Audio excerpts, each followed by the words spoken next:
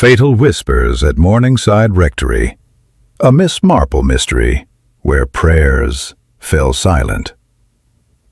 Settle in, dear listener, and allow me to take you to a place built on quiet reflection, gentle routines, and the comforting certainty that some walls exist to keep the world's troubles at bay. Morningside Rectory has always been such a place. Nestled beside the village church, its ivy-covered stone walls and narrow windows look out upon neatly trimmed lawns and ancient gravestones. Within, conversations are hushed, footsteps softened, and secrets, if they exist at all, are expected to remain unspoken. Until one morning, when the whispers escape, the rector is found dead in his study, slumped peacefully beside his desk, hands folded as though in prayer. There are no signs of violence, no overturned furniture, no evidence of intrusion. The door was locked from the inside, and the windows remained tightly shut. The village, eager for reassurance, accepts the simplest explanation: a sudden illness, a tired heart, a life given too fully to service. But Miss Jane Marple, arriving later that afternoon for a quiet visit, notices what others dismiss. She notices the untouched tea beside the rector's chair. She notices the faint scent lingering in the room, something bitter, almost medicinal. And she notices how carefully the household avoids speaking about the rector's final days. Whispers, Miss Marple knows, are rarely harmless. They move through corridors unnoticed. They settle in corners. They carry truths that people are afraid to say aloud, especially in places devoted to virtue. As Miss Marple listens to the rectory's residents, observes their routines, and reflects on the fragile balance between faith and fear, she becomes quietly certain of one thing: this death did not come from God's will. It came from human silence. And where silence is protected, Miss Marple has learned, truth must be coaxed gently before it is lost forever. Morningside Rectory had always been known as a place where sound seemed to soften on entry. Doors closed gently. Voices lowered themselves without being asked. Even the ticking of the grandfather clock in the hallway seemed mindful of the peace expected within its walls. It was in the rector's study that the silence became absolute. Reverend Lionel Ashcombe was found seated at his desk just after 8 o'clock on a gray Tuesday morning. His posture was neat, almost deliberate, his hands resting calmly on the blotter before him. The Bible beside his elbow lay open, its ribbon marking a psalm concerned with mercy. There were no signs of distress, no overturned chair, no shattered glass, no indication that anyone else had entered the room. The housekeeper, Mrs. Eleanor Finch, stood frozen in the doorway when the discovery was made, one hand pressed firmly to her mouth as though to keep the sound inside her. "It looks peaceful," the village constable murmured after a careful glance. "Yes," Mrs. Finch replied faintly. "He was a peaceful man." Peace, Miss Marple would later reflect, was often the most misleading of appearances. The study window was closed. The door had been locked from the inside. The air smelled faintly of old paper, polished wood, and something else barely perceptible beneath it all. Tea. A delicate china cup sat on the corner of the desk, its contents untouched, a thin skin forming on the surface. Reverend Ashcombe had been known never to let tea go cold. By the time Miss Jane Marple arrived that afternoon, the rectory was already steeped in certainty. The doctor had come and gone. The constable had written his notes. The villagers spoke in murmured reassurances that carried more relief than sorrow. He had been tired, someone said. "He worked too hard," said another. "A blessing, really," concluded a third with uncomfortable conviction. Miss Marple listened politely. She was staying with an old acquaintance nearby, and had come by the rectory only to offer condolences, or so it appeared. Her small figure moved quietly through the hallway as Mrs. Finch guided her toward the study. "We haven't touched anything," the housekeeper said nervously. "No," Miss Marple replied gently. "One can tell." She paused just inside the doorway and allowed her eyes to travel slowly around the room. Books aligned precisely on the shelves, papers stacked in careful order, ink bottles stoppered, the chair pushed in just slightly, as though the rector had stood up briefly, then sat back down again. Miss Marple approached the desk and examined the teacup. "Did you prepare this?" she asked. "Yes, miss," Mrs. Finch replied. "As I always do, at 7 sharp." "And did he drink it?" Miss Marple asked. Mrs. Finch hesitated. "I don't think so." Miss Marple nodded. She leaned closer, inhaling delicately. Beneath the set of tea leaves, she detected something sharper, bitter, medicinal. "Was the rector taking any new remedies?" she asked. Mrs. Finch shook her head quickly. "No." "He disliked medicines." Miss Marple straightened and glanced toward the Bible.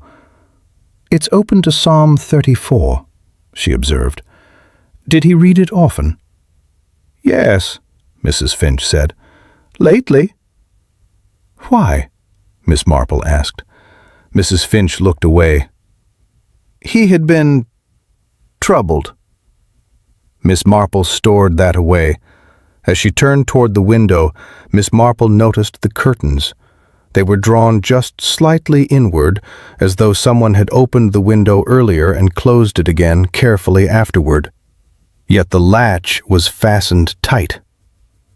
"Curious," Miss Marple murmured. "What is?" Mrs. Finch asked anxiously. "Oh, nothing at all," Miss Marple replied. "Merely the way people tidy up after themselves." That evening, Miss Marple sat quietly in the sitting room of her lodging, knitting while the rector's death was discussed around her. "It was God's timing," someone said. "He wouldn't have wanted fuss," another insisted. "Best not to speculate," a third added firmly. Miss Marple's needles clicked softly. Speculation, she knew, was often discouraged not out of reverence, but out of fear. Reverend Ashcombe had died alone in a locked room, with untouched tea beside him and whispers trailing through the rectory halls. And while everyone seemed eager to call it peaceful, Miss Marple had learned something important long ago. When a death is too quiet, it is usually because someone has worked very hard to keep it that way. Do you believe Reverend Ashcombe's death was natural, or does the locked room hide something far more deliberate? Share your theory below. Behind the closed door. Miss Marple had long observed that locked doors rarely prevented entry. They merely discouraged it. At Morningside Rectory, the study door had been locked from the inside, and the village found comfort in that detail. It suggested finality, privacy, a death that belonged solely to the man who had died. Miss Marple found it suggested something else entirely. The morning after her visit to the rectory, she returned quietly, this time with no purpose announced. The household had resumed its routines, subdued but intact. Mrs. Finch moved through the rooms with mechanical efficiency, dusting already clean surfaces, straightening chairs that needed no adjustment. Miss Marple noticed her hands trembled slightly. "Routine is a comfort," Miss Marple said gently. Mrs. Finch nodded without looking up. "The rector liked things in order." "Yes," Miss Marple replied. "Order often keeps questions at bay." she asked.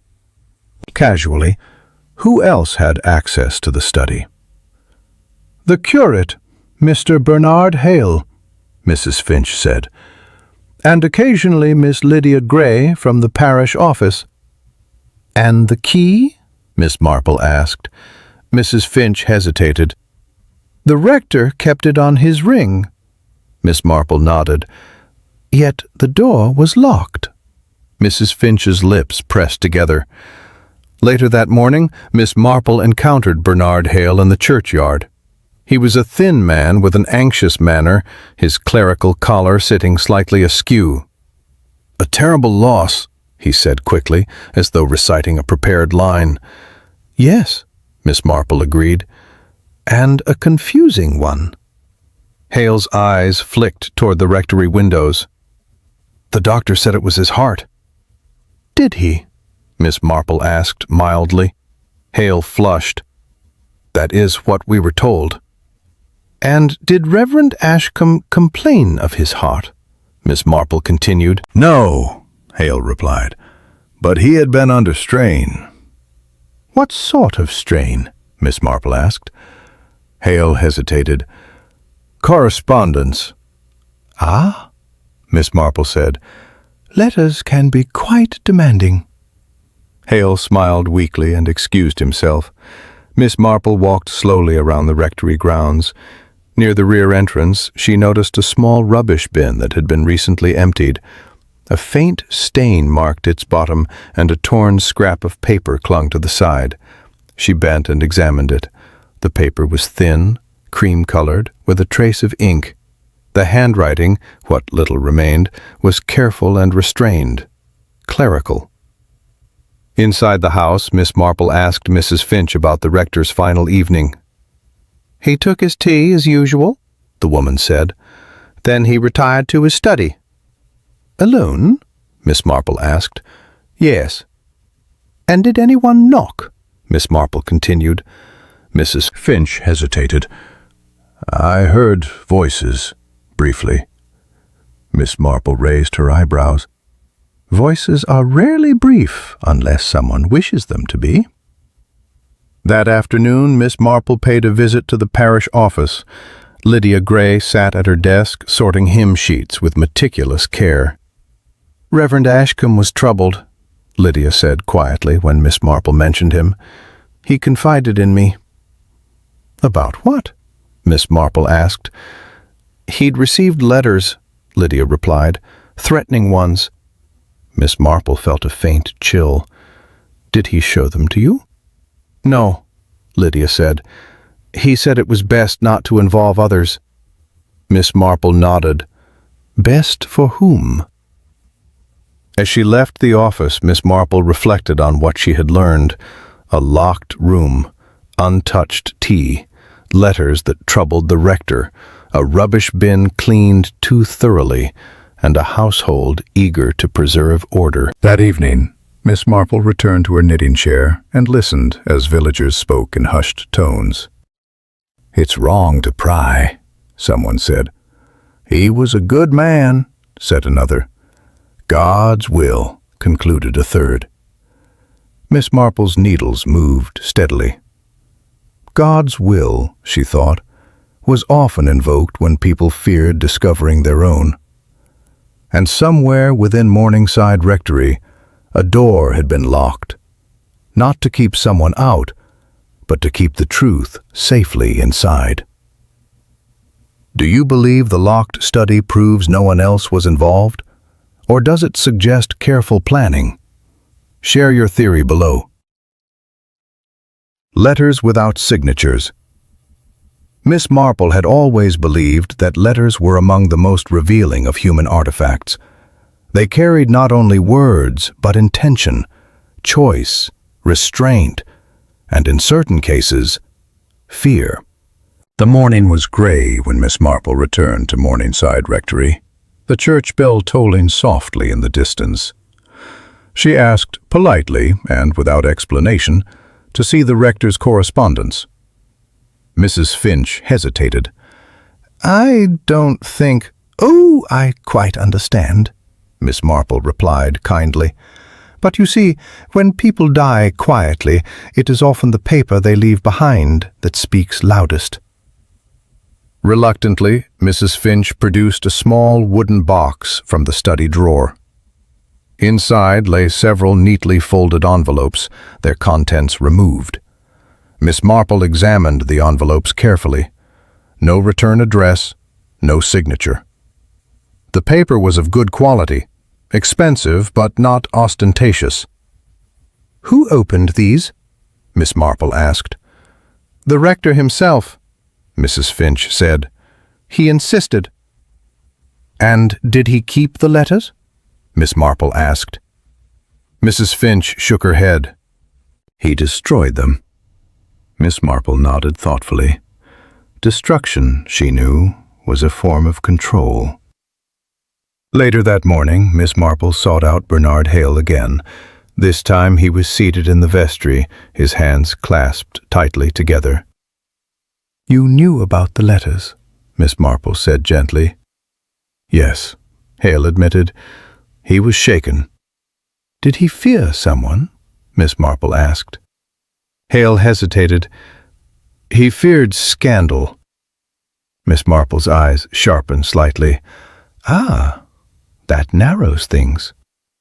She left him and walked slowly through the churchyard, where Lydia Gray stood arranging flowers. "Did the letters frighten him?" Miss Marple asked. "They upset him deeply," Lydia replied. "He began locking his study door." Miss Marple nodded. "Locks are comforting when one feels watched." That afternoon, Miss Marple paid a visit to the village post office. It was there, she knew, that truths often surfaced unintentionally. "Yes, there were letters," the postmistress said. "Regular. Always the same hand delivering them." "Delivering?" Miss Marple asked. "Not posting," the woman clarified. "Handed over directly." Miss Marple smiled faintly. Someone local, someone trusted, someone with access. She returned to the rectory and examined the tea service once more. This time she noticed a spoon resting in the saucer, its bowl faintly discolored. Miss Marple touched it lightly and sniffed. Bitter. Very bitter. That evening she requested a quiet word with Dr. Pembroke, who had examined the rector. "The heart can be persuaded to fail," Miss Marple said gently, "under certain conditions." Dr. Pembroke frowned. "You're suggesting poison." "I am suggesting opportunity," Miss Marple replied. "And discretion." The doctor shifted uncomfortably. The symptoms were subtle, easily mistaken. "Yes," Miss Marple said, "especially when one wishes them to be." As night fell, Miss Marple sat alone in her room, the image of the spoon lingering in her mind. Tea was personal, habitual, trusted. Reverend Ashcombe would never have suspected it. The letters, she suspected, had not been the threat. They had been the distraction. Someone had wanted him anxious, distracted, closing his door, drinking his tea alone, and someone else, or perhaps the same hand, had ensured that the final whisper arrived not on paper, but in porcelain. Miss Marple set down her knitting.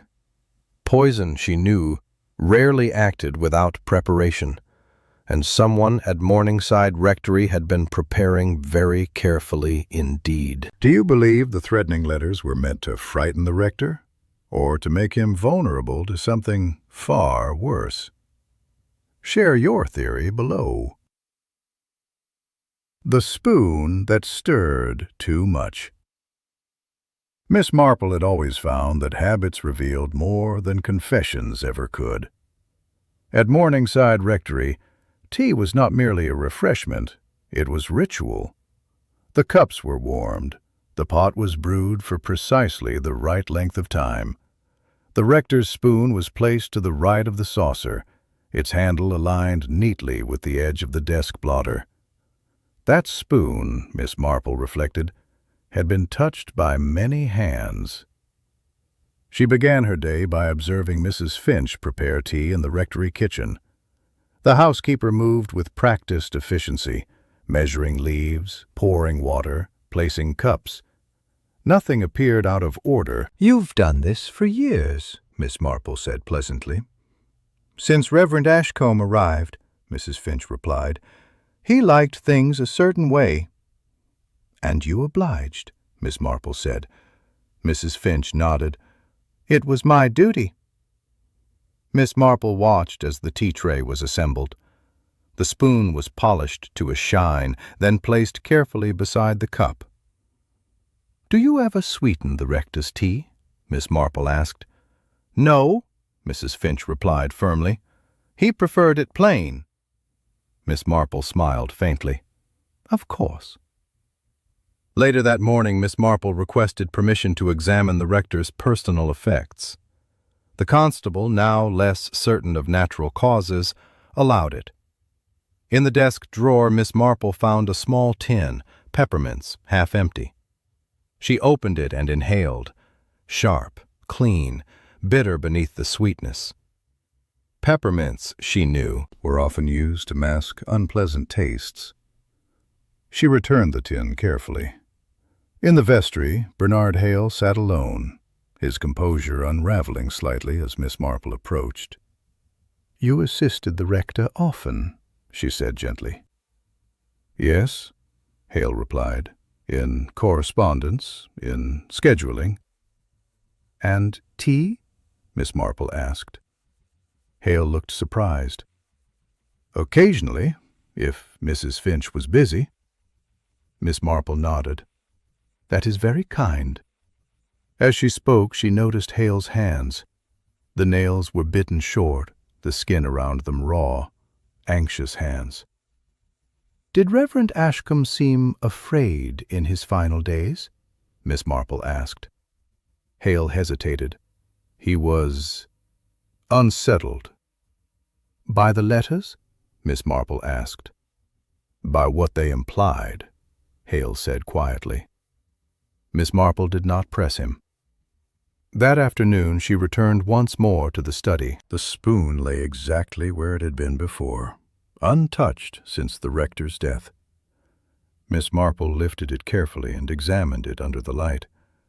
There was a faint discoloration at the base of the bowl, not tea stain, something applied and wiped clean too carefully. She replaced the spoon and turned to the window. The latch was fastened, but the frame bore faint scratches, almost invisible unless one knew to look. Someone had opened it, recently, carefully. That evening Miss Marple listened as villagers speculated anew. "Perhaps the curate," someone whispered. "He stood to gain," murmured another. "The letters suggest blackmail," a third concluded. Miss Marple knitted calmly. Blackmail was a convenient explanation. It explained fear without demanding precision. It allowed people to imagine emotional motives rather than practical ones. But poison was practical. And poison required access, patience, and routine. As Miss Marple prepared for bed, she reflected on what she now knew. The rector had been frightened, but not into silence. He had continued his routines, continued drinking his tea, continued trusting the familiar. The threatening letters had not killed him. They had simply made him careful in the wrong ways. And someone who knew the tea ritual intimately, had taken advantage of that trust. Miss Marple extinguished the lamp. The spoon had stirred more than tea. It had stirred fear, routine, and opportunity. And somewhere within Morningside Rectory, the quietest hand was also the most dangerous. Do you believe the poison was introduced by someone acting out of fear, or someone acting with calm calculation? Share your theory below. The comfort of blame. Miss Marple had always found that when people were frightened, they reached eagerly for explanations that allowed them to remain comfortable. At Morningside Rectory, comfort came in the form of Bernard Hale. The curate's nervous manner, his knowledge of the rector's routines, and his admitted awareness of the threatening letters made him a suitable focus for unease. He stood just close enough to the center of events to be plausible, and just far enough removed to be expendable. Miss Marple suspected the village would gladly let him carry the weight. She encountered Bernard Hale late that morning in the church library, where he sat surrounded by volumes he was not reading. "They're watching you," Miss Marple said gently. Hale startled. "Watching?" "Listening," Miss Marple corrected, "and drawing conclusions." Hale's face drained of color. "I loved Reverend Ashcombe. I would never—" "Yes," Miss Marple interrupted kindly, "and that is precisely why you are useful." Hale blinked. "Useful?" "To a narrative," Miss Marple said, "one that ends this quickly." Hale swallowed. "The letters were meant to frighten him," Miss Marple finished, "not kill him." Hale stared at her. "You think someone else did it?"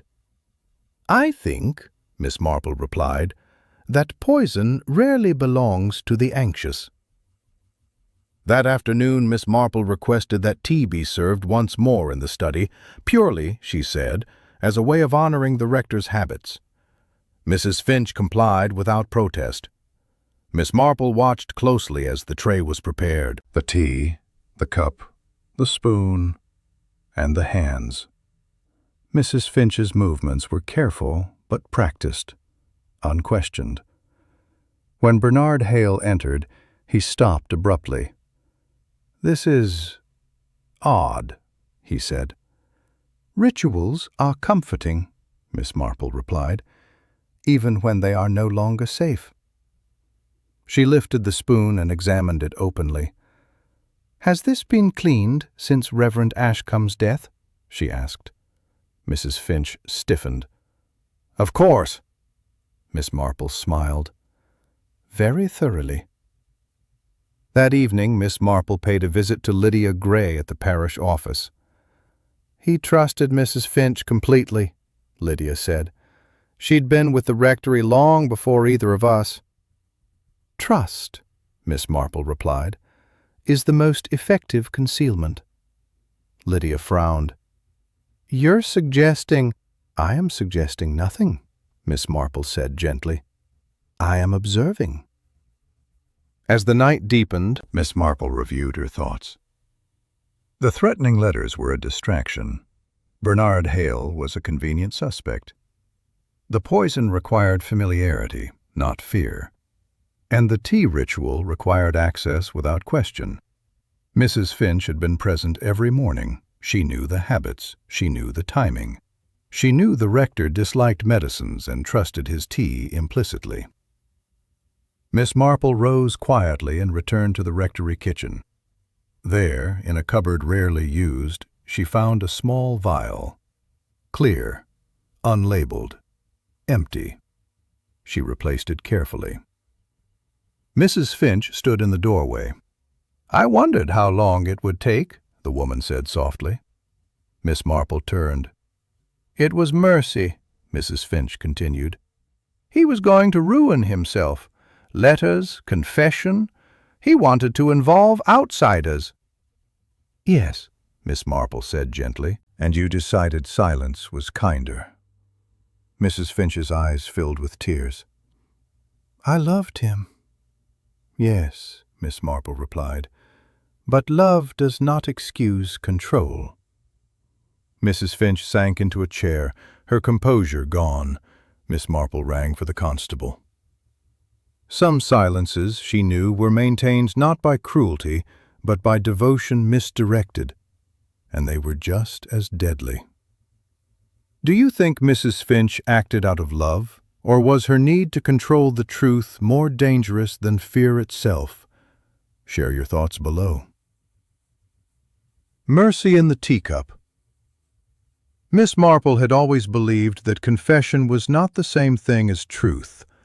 Mrs. Eleanor Finch sat very still at the kitchen table, her hands folded as though in prayer.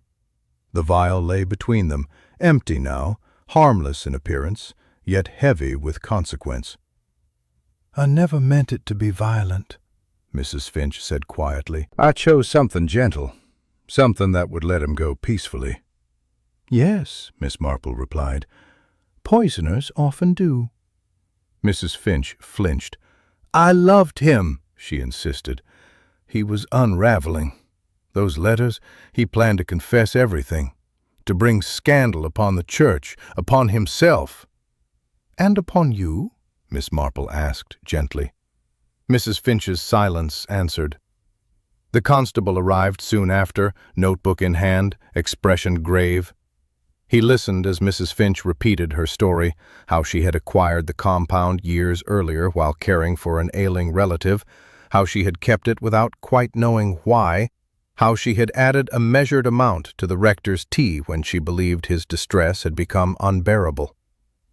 "He trusted me," she said, tears slipping freely now. "I thought I was sparing him." The constable nodded slowly. "We'll need verification." "Yes," Miss Marple agreed. "Truth must always be tested." The following day, Dr. Pembroke confirmed what Miss Marple had suspected. The compound found in Mrs. Finch's possession matched traces discovered on the spoon and in the teacup. Its effects would have been subtle: fatigue, confusion, then failure of the heart. "Easily mistaken for natural causes," the doctor said, "especially in someone already under strain." Mrs. Finch lowered her head. Bernard Hale was summoned to give his statement next. He appeared shaken, but relieved.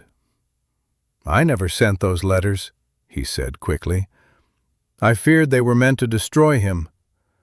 "They were," Miss Marple said softly, "but not by your hand."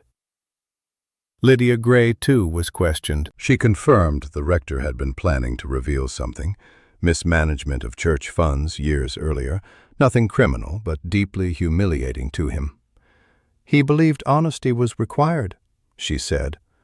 "Yes," Miss Marple replied, "and honesty frightened those who preferred order." That evening Miss Marple sat alone in the rectory study one last time. The tea service had been removed, the spoon gone. The room felt stripped, bare of its rituals, its quiet deceptions. Mrs. Finch was taken away just before dusk. She did not protest. "I thought silence was kindness," she said as she passed Miss Marple. "Yes," Miss Marple replied, "but kindness that denies another their truth is no kindness at all." As the rectory settled into stillness, Miss Marple reflected on the peculiar nature of devotion. Mrs. Finch had not acted in anger. She had not acted in fear. She had acted in certainty. And certainty, Miss Marple knew, was often far more dangerous than doubt. Outside, the church bell rang the hour. Miss Marple rose, adjusted her cardigan, and prepared to leave the rectory behind. The whispers that had once haunted its corridors were quiet now, not buried, but finally spoken aloud. And that, she knew, was the only kind of silence that could be trusted. Do you believe Mrs. Finch's actions were an act of mercy, or a refusal to let the truth exist? Share your thoughts below. The silence that helped. Miss Marple had always believed that guilt was rarely borne by one person alone. At Morningside Rectory, the truth had been spoken, the culprit identified, and yet the atmosphere did not lift as the village had expected. Relief came first, quiet, almost embarrassed. Then came something heavier: recognition. The day after Mrs. Finch's confession, the rectory doors remained closed. No visitors. No whispers drifting through open windows. The house stood as though holding its breath, waiting to be told what it was now allowed to become. Miss Marple walked the churchyard slowly that morning. Dew clung to the grass, and the headstones stood in orderly rows, names and dates marking lives reduced to careful lines. Order, she reflected, had always been Morningside's comfort. Bernard Hale approached her hesitantly, his expression worn. "I keep thinking," he said, "that I should have noticed something, anything." "Yes," Miss Marple replied gently. "Most people think that afterward." "I knew he was troubled," Hale continued, "but I told myself it was private, that I had no right to intrude." Miss Marple regarded him kindly. "Privacy is often used as a shield for inaction." Hale winced. "You think we helped her?" "I think," Miss Marple said softly, "that silence is rarely neutral." Inside the parish hall that afternoon, the villagers gathered once more. This time there was no speculation, no eagerness to conclude, only unease. Mrs. Carter spoke first. "We all trusted Mrs. Finch." "Yes," someone agreed. "She devoted her life to the rectory." "And devotion," Miss Marple said calmly from her seat, "can become possession if it is never questioned." Heads turned toward her. "She knew his habits," Miss Marple continued, "his preferences, his vulnerabilities, and she knew none of you would interfere." A murmur rippled through the room. Lydia Gray folded her hands. "He planned to confess," she said quietly. "I thought it would pass." "Yes," Miss Marple replied. "Truth often frightens people into waiting." The constable stood near the doorway listening. "This wasn't cruelty," Mrs. Carter said shakily. "It was misguided care." Miss Marple nodded. "Which is why it succeeded." That evening Miss Marple returned briefly to the rectory to collect a forgotten shawl. The kitchen felt strangely empty without Mrs. Finch's presence. The cupboards stood half open, their contents neatly arranged, everything in its proper place. Too proper. Miss Marple paused at the sink.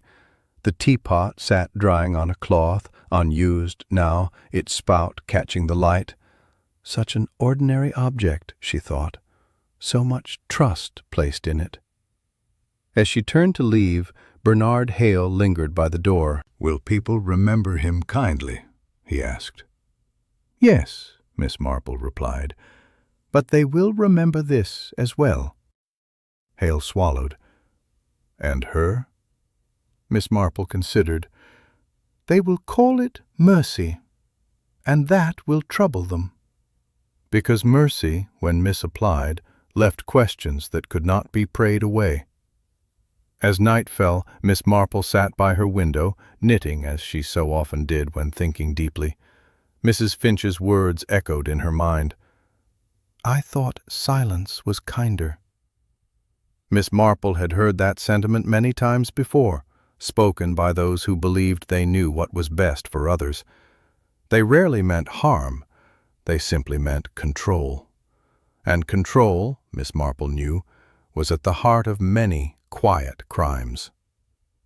The rectory bell rang the hour, its sound drifting gently across the village.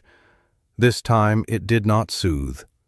It reminded. "Do you believe the village shares responsibility for Reverend Ashcombe's death? Or does guilt rest only with Mrs. Finch?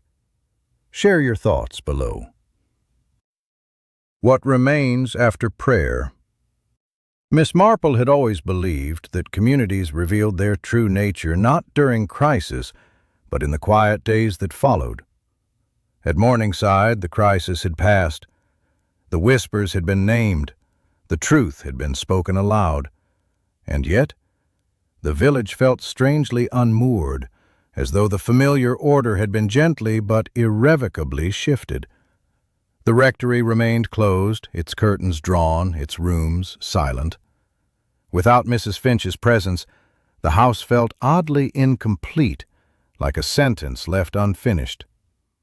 Parish affairs were temporarily handled from the church office, where Lydia Gray worked late into the evenings, sorting papers that had long gone unquestioned. Miss Marple visited her one afternoon. "He kept everything," Lydia said, gesturing to the stacks of folders. "Records, letters, drafts of sermons never delivered." "And secrets?" Miss Marple asked mildly. Lydia hesitated. "Perhaps not secrets, just things no one wanted examined." Miss Marple nodded. "Examination is rarely welcomed." In the days that followed, small changes began to appear. Tea was no longer served automatically after services. Doors were left open. Conversations extended beyond pleasantries. People asked questions they would once have swallowed. Bernard Hale delivered his first sermon as acting rector that Sunday. His voice shook slightly, but his words were honest. "We believed silence protected us," he said. "Instead, it blinded us." Miss Marple listened from the back pew, her hands folded neatly in her lap. Outside, after the service, villagers lingered longer than usual, speaking in low but open tones. "I never asked why she controlled everything," Mrs. Carter admitted. "I thought devotion explained it," another replied. "Yes," Miss Marple murmured. "Devotion often disguises ownership." That afternoon, Miss Marple walked once more through the rectory garden. The roses were untended now, their blooms slightly wild, less symmetrical than before. Healthier, she thought. Near the back gate, she noticed a small stone bench. Reverend Ashcombe had often sat there, reading in the late afternoons. Miss Marple sat briefly herself.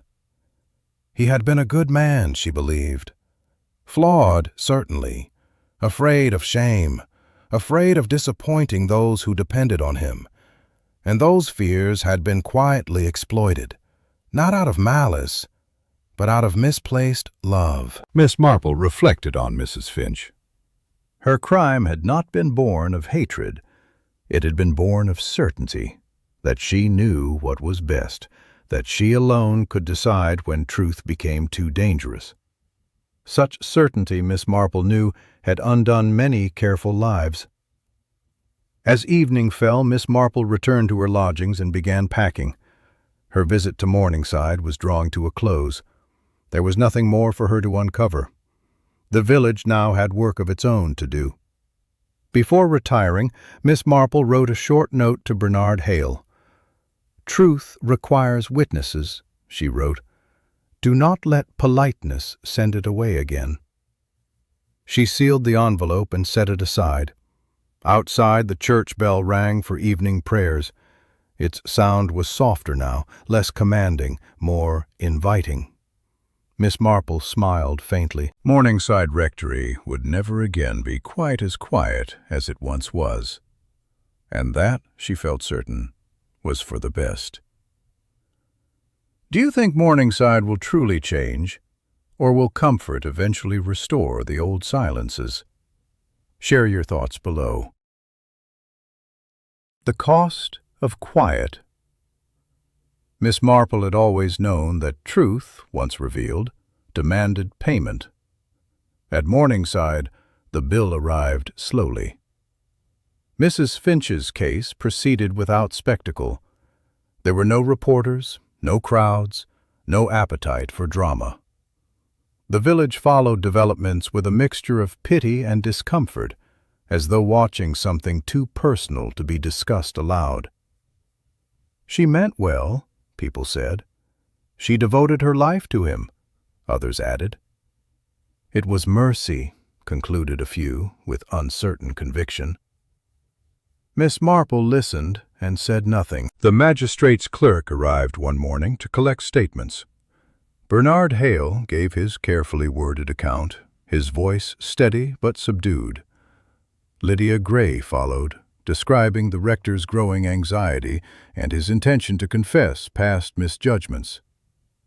When Miss Marple was asked to speak, she declined theatrics and offered only clarity. "Mrs. Finch did not act in panic," she said calmly. "She acted in certainty, and certainty, when unchecked, is dangerous." The clerk paused his writing. That afternoon, Miss Marple walked with Bernard Hale through the churchyard. The autumn light fell gently across the stones, each marker a reminder of lives simplified by time. "I keep thinking," Hale said, "that if I'd insisted, if I'd pushed—" "Yes," Miss Marple replied kindly. "And if you had, you might still be thinking it now." "Regret is patient." Hale sighed. "She controlled everything. We allowed it." "Because it was convenient," Miss Marple said, "and convenience has a remarkable way of dulling responsibility." Inside the rectory, inspectors finished their final review. The house felt hollow now, stripped of its routines. Tea trays remained untouched. Cupboards stood open, their order disrupted by necessity. Miss Marple paused in the study once more. The desk was bare, the Bible closed. Without its rituals, the room revealed itself plainly, a place of work, not sanctuary. That evening the villagers gathered quietly in the parish hall. There was no agenda, no leadership, just a need to speak. "I trusted her," Mrs. Carter said. "So did I," another replied. "I thought kindness excused everything," someone whispered. Miss Marple sat among them, hands folded. "Kindness," she said gently when silence fell, "is not the same as permission." Heads turned. "When we allow one person to decide what truths are safe," Miss Marple continued, "we surrender our own judgment. That is how quiet crimes survive." No one argued. Later, Miss Marple returned to her lodging and finished packing. Her time in Morningside was nearly at an end. The truth no longer required her presence. It had taken root. As she closed her suitcase, the church bell rang the hour, clear, steady, unmistakable. Miss Marple paused by the window. The village would move on. It always did. But something essential had shifted. They would remember this. They would remember that silence had a cost, and that cost, once paid, could never be refunded. Do you believe remorse is enough to atone for quiet crimes? Or must accountability always outweigh compassion? Share your thoughts below. When silence is no longer sacred. Miss Marple had always believed that endings were rarely tidy. They arrived quietly, often disguised as ordinary mornings, and asked people to live differently than they had the day before. Morningside woke beneath a pale sky on the day Miss Marple was due to leave. The church bell rang as it always had, but its sound felt altered, less commanding, more reflective, as though it now carried memory as well as purpose. Bernard Hale met her near the church porch. "The magistrate has made his decision," he said. "Mrs. Finch will be confined. They've called it compassionate justice." "Yes," Miss Marple replied. "Language often tries to soften what conscience cannot." Hale nodded slowly. "People are relieved." "Relief is natural," Miss Marple said. "It is what comes afterward that matters." They walked together through the rectory grounds one final time. The house stood open now, windows unlatched, doors no longer guarded by habit. Sunlight reached corners it never had before. "We're revising procedures," Hale said. "Shared responsibility, transparency." Miss Marple smiled faintly. "Transparency feels uncomfortable at first, like too much light. Near the back garden, the stone bench where Reverend Ashcombe once sat remained in place. Someone had left a small book there, his final sermon notes, bound simply. "He wanted to speak about honesty," Hale said quietly. "Not confession, just honesty." "Yes," Miss Marple replied. "Confession is dramatic. Honesty is enduring." Miss Marple paused there a moment, reflecting. Reverend Ashcombe had not died because he was weak. He had died because he was finally ready to speak, and someone who loved order more than truth had decided silence was safer. As Miss Marple turned toward the lane, Lydia Gray approached, her expression thoughtful. "We're keeping the study unlocked now," she said. "It felt wrong to close it again." Miss Marple nodded approvingly. "Locks have their place. So do questions." At the edge of the village, Miss Marple stopped and looked back. The rectory stood quiet, but not sealed. The churchyard paths were already being walked, conversations drifting freely where whispers once hid. The village had not been redeemed, but it had been changed. And change, Miss Marple knew, was the most justice most places ever managed. She adjusted her coat and continued down the lane, leaving Morningside behind with the gentle certainty that its silence would never again feel quite so holy. Do you think truth must always disturb peace? Or is peace without truth simply another form of silence? Share your final thoughts below. After the whispers fade. And so, dear listener, Morningside Rectory returns to its routines, but not its old habits. The rooms are quieter now, but they are no longer guarded by unquestioned devotion. Tea is poured with care, not trust alone. Doors are closed when needed and opened when they should be. Reverend Ashcombe is remembered kindly but not idealized.